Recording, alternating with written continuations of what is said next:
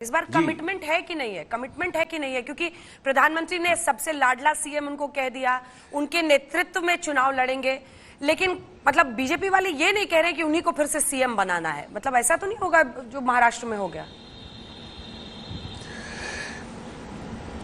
नहीं, देखिए ये सब बड़ा स्पष्ट है। जब जिसके नेतृत्व में चुनाव आप लड़ते हैं तो ऑब्वियसली वही सरकार को फिर लीड करते हैं, यही ना होता है। तो उनके नेतृत्व में चुनाव होगा, उसका मतलब यही हुआ। बार बार ये प्रश्न उठता है, लेकिन मैं बिल्कुल ऑन रिकॉर्ड स्पष्ट कर दूं, उनके नेतृत्व में चुनाव होगा और आगे लीडर इस अलायंस के वही रहेंगे, यही है।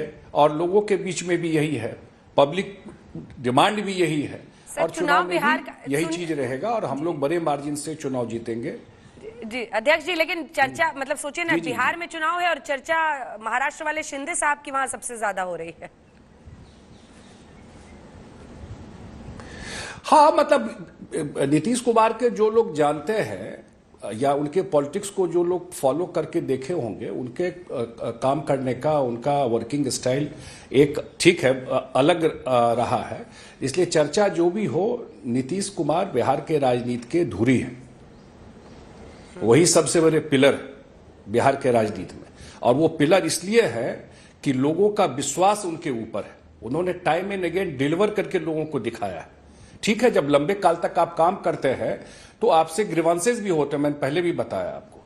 लेकिन ये जरूर याद रखना चाहिए, और ये बात हम लोग जब बोलते हैं तो परेशानी हो जाती है विपक्ष को, कि नीतीश कुमार को कैसा बिहार मिला था, वो कहां से काम शुरू किए, उनके समय में रोड की क्या स्थिति थी जब उनको बिहार मिला था, उनके समय में लॉ एंड ऑर्डर की क्या स्थिति थी, ब्यूरोक्रेसी कैसे काम करता था, पावर सिचुएशन क्या था बिहार में, बेसिक चीज भी लोगों की ठीक नहीं थी।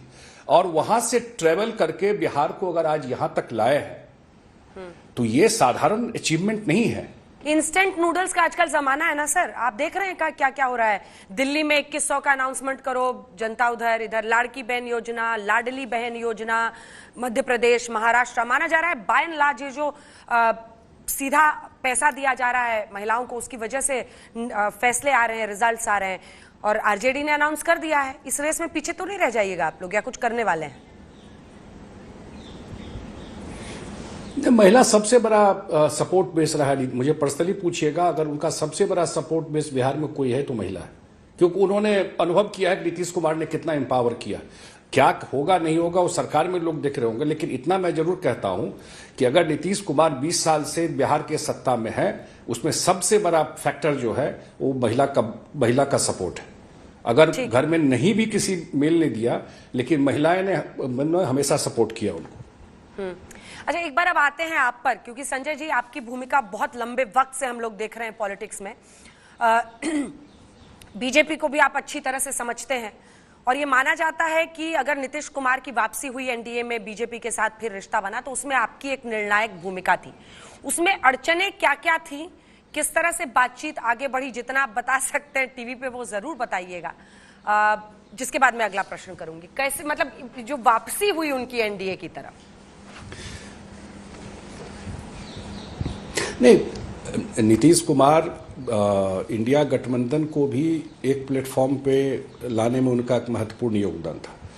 अब आपने खुद देखा कि इंडिया गठबंधन में लोग एक दूसरे के खिलाफ ही दिल्ली में भी लड़ गए, अन्य जगह लड़ गए, तो कोई गठबंधन बचा नहीं। उनको ये एक फील आ गया था कि ये लोग का कोई लार्जर एजेंडा देश के लिए नहीं है।